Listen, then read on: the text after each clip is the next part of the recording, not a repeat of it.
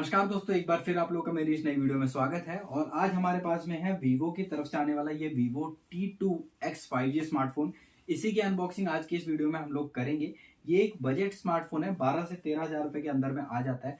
तो चेक करेंगे इसके अंदर क्या क्या कंटेंट मिलते हैं और कैसा ये स्मार्टफोन हमें मिल जाता है और आप लोगों को खरीदना चाहिए कि नहीं। तो चलिए जल्दी से वीडियो को स्टार्ट करते हैं। वीडियो स्टार्ट करने से पहले मेरे चैनल पे नए हैं तो चैनल को सब्सक्राइब कीजिए, बेल आइकन को प्रेस कर लीजिए ताकि आने वाली वीडियोस की नोटिफिकेशन आप लोगों को मिलती रहे।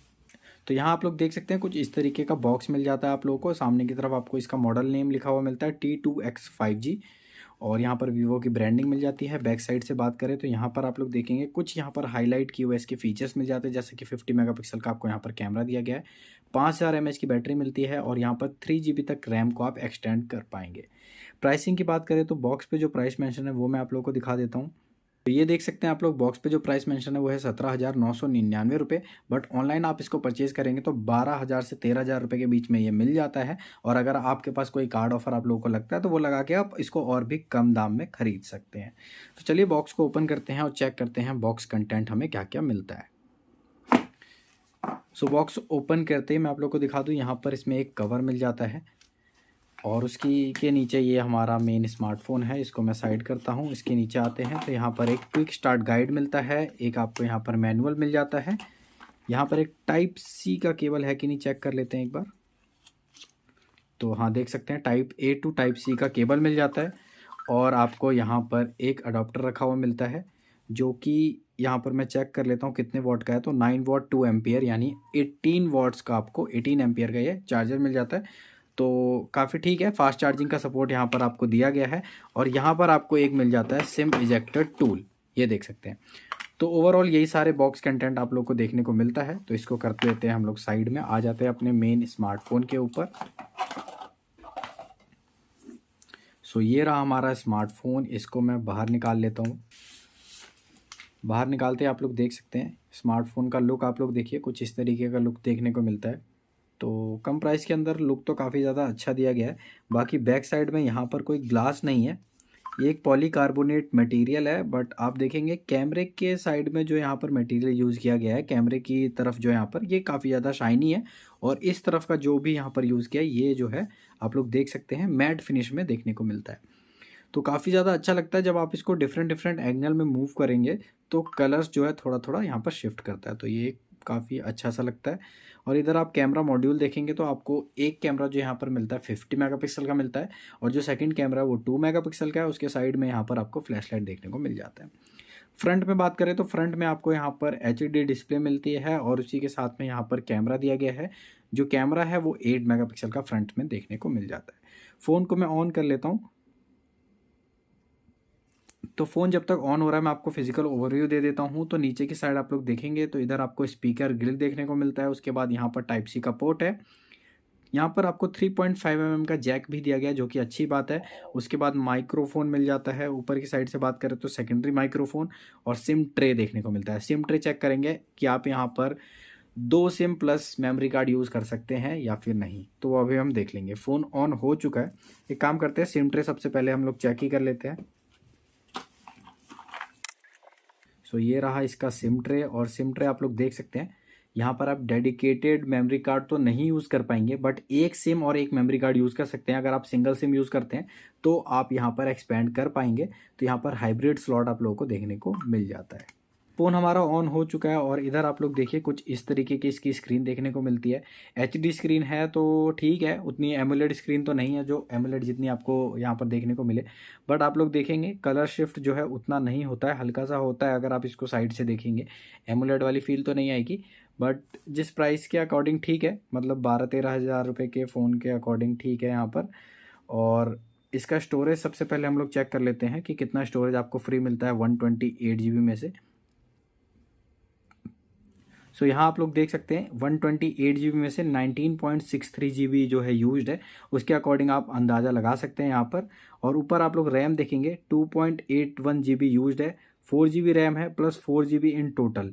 तो यानी आप इसको एक्सपेंड भी कर सकते हैं इसके अंदर। ये काफ़ी ज़्यादा अच्छा फीचर यहाँ पर देखने को मिल जाता है जिससे आपका फ़ोन जो है स्मूथ चलता है।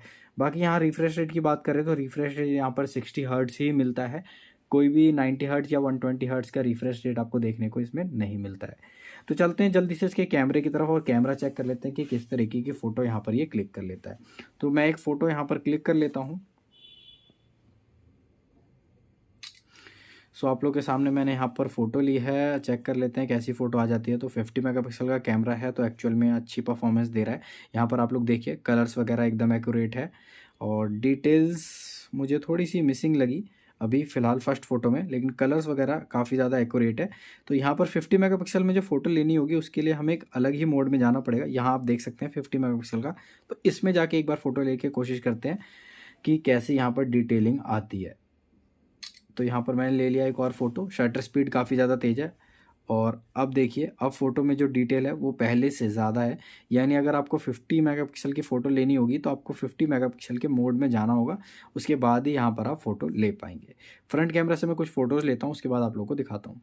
कुछ फ़ोटोज़ मैंने फ्रंट कैमरे से लिया, इधर आप लोग देख सकते हैं कैमरा क्वालिटी ठीक है 8 मेगापिक्सल के अकॉर्डिंग, बट यहाँ पर शार्पनेस थोड़ा सा लूज़ करता है और थोड़ी सी पिक्चर को ये सॉफ्ट कर देता है, तो उतनी डिटेलिंग नहीं आ पाती है, डिटेल्स थोड़ी मिस हो जाती है। बट ओवरऑल पिक्चर क्वालिटी ठीक है इस प्राइस पॉइंट के अकॉर्डिंग। पिक्चर में कलर्स वगैरह एकदम एक्यूरेट है, कलर्स में कोई प्रॉब्लम नहीं है, बट यहाँ पर शार्पनेस थोड़ी सी यहाँ पर लूज़ करता है। अगर आप लोगों को मैं जूम करके दिखाऊँ तो आप देख सकते हैं डिटेल्स थोड़ी सी मिस करता है, अदरवाइज़ फ़ोटोज़ जो है काफ़ी ज़्यादा अच्छी आती है फ्रंट और बैक कैमरा दोनों से। चेक कर लेते हैं इसकी साउंड क्वालिटी जल्दी से। सो यहाँ पर मैं इस सॉन्ग को प्ले करता हूँ और आप लोग सुनिए इसकी साउंड क्वालिटी कैसे मिल जाती है। यहाँ पर जो स्पीकर्स है वो सिर्फ नीचे मिलते हैं, यहाँ पर ऊपर की साइड पे स्पीकर्स नहीं है, तो सिर्फ नीचे स्पीकर्स दिए गए हैं। तो चेक करिए इसकी साउंड क्वालिटी कैसी मिलती है।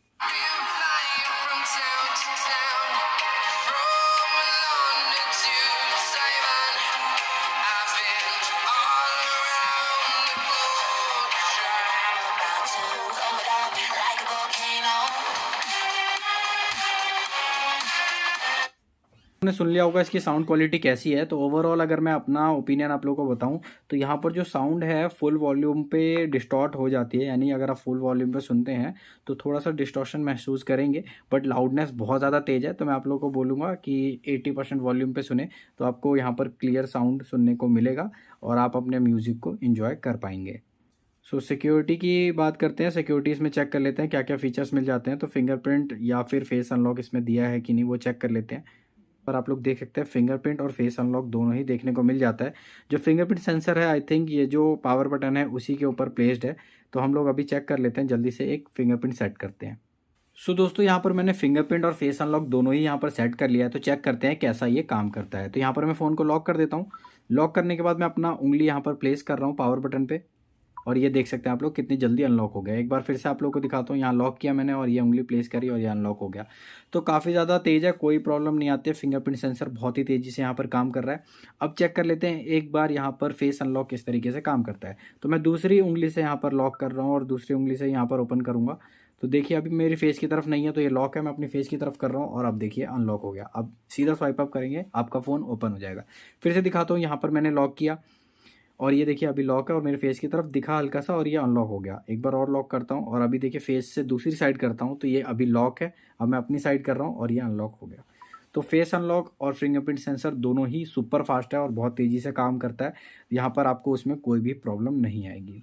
ओवरऑल प्रोसेसर की बात करूँ तो प्रोसेसर इसके अंदर उतना हाई एंड का नहीं मिलता है, तो हैवी गेम्स में आपका फ़ोन अटक सकता है, तो उतना ज़्यादा हैवी यूसेज के लिए नहीं है।